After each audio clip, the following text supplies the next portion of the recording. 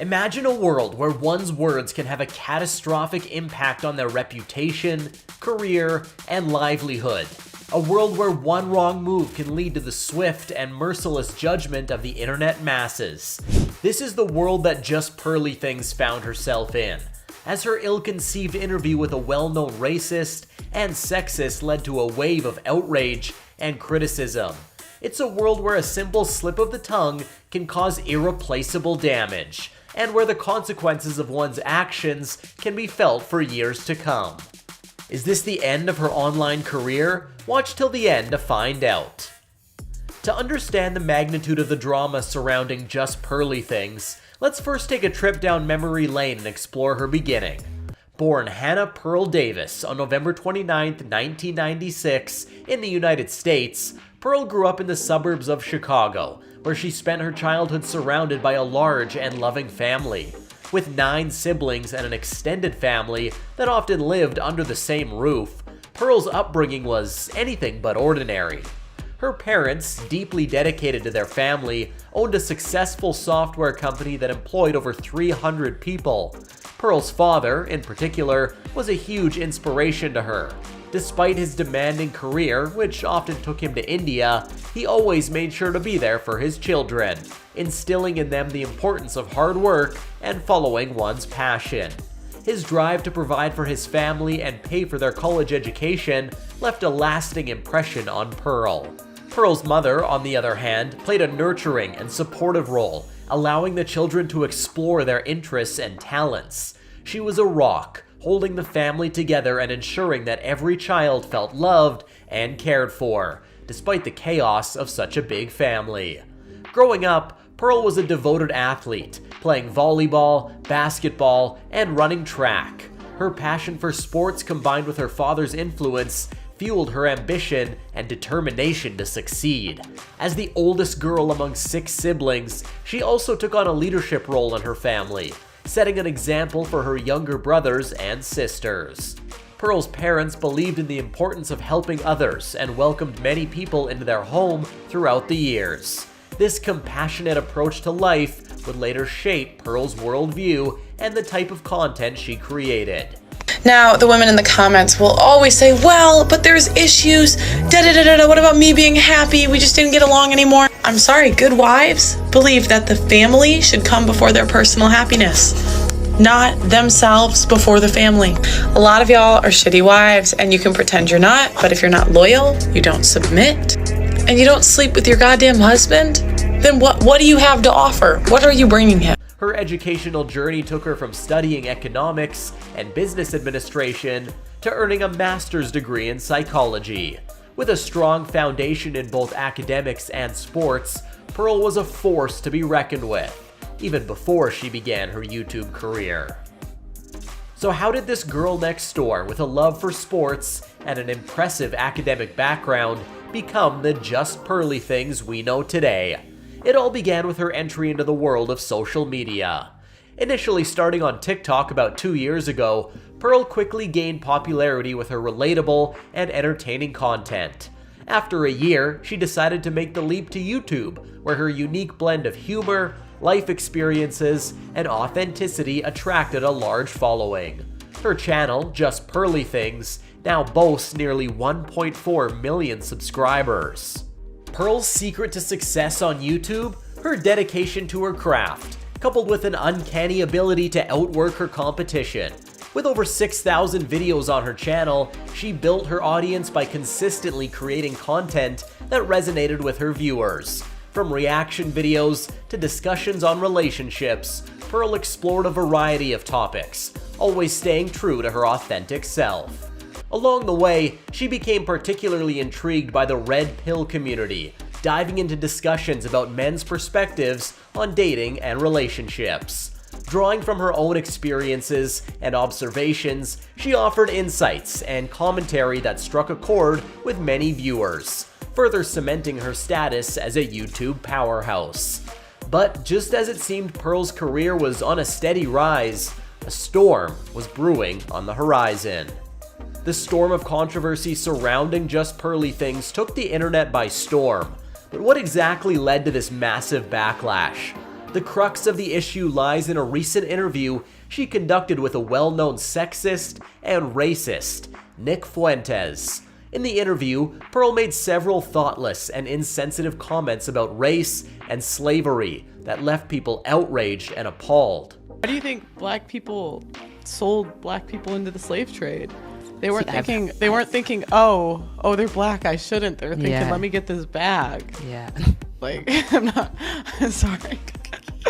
One of the most incendiary statements Pearl made during the interview was, "Slavery wasn't that bad because it built the foundation of America."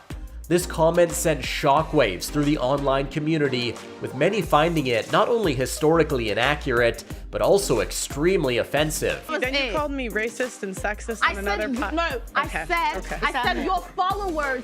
Particularly to the African American community whose ancestors suffered unimaginable pain and trauma throughout the period of slavery.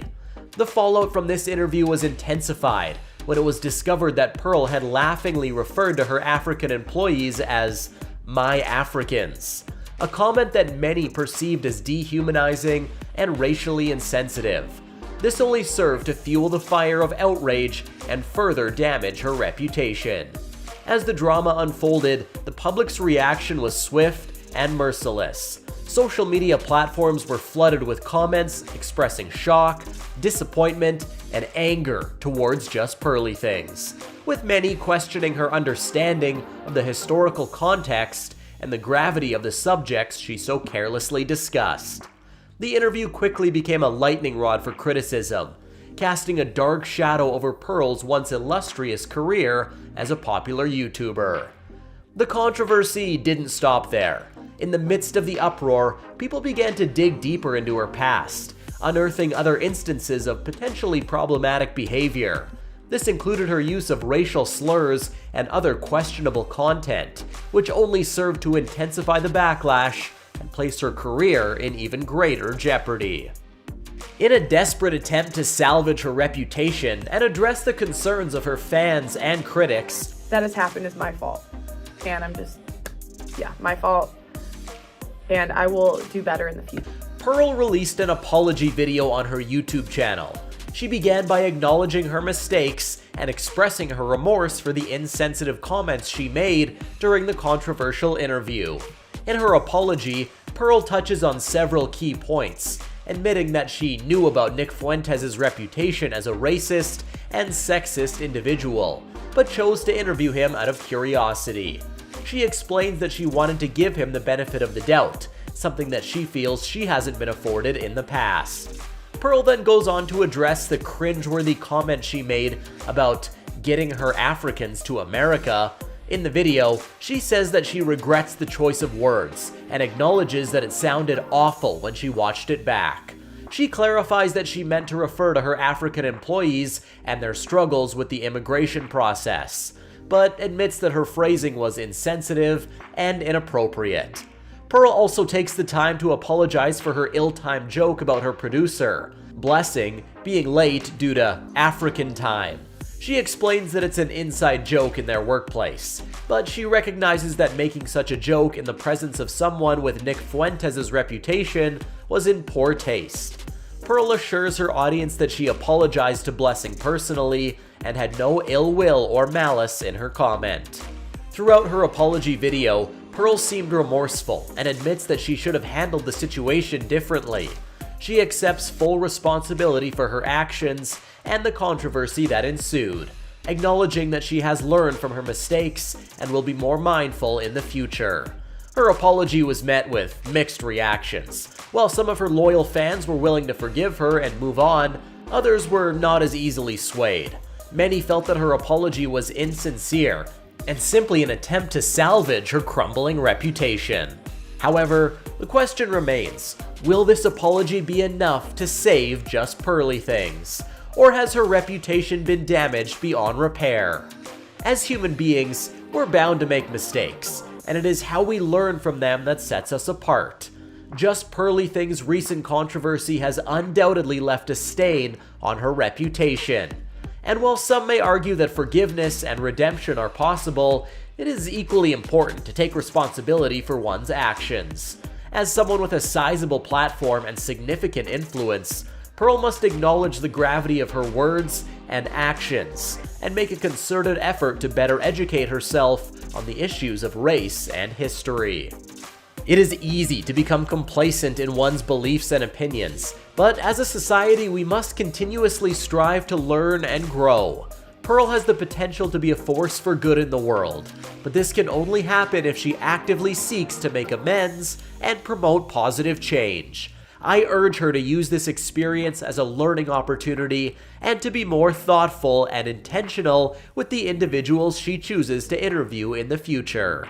We all have a responsibility to make the world a better place, and I have faith that Pearl can rise to this challenge. To wrap things up, the controversy surrounding Just Pearly Things has sent shockwaves through the online community, sparking a much-needed conversation about the importance of being mindful of the words we use and the impact they can have. It serves as a stark reminder that we must all take responsibility for our actions and words, especially in the digital age, where the lines between public and private can often become blurred. As we move forward, we must continue to hold ourselves and others accountable for our actions, strive towards educating ourselves on topics we know little about, and work towards creating a more inclusive and respectful society.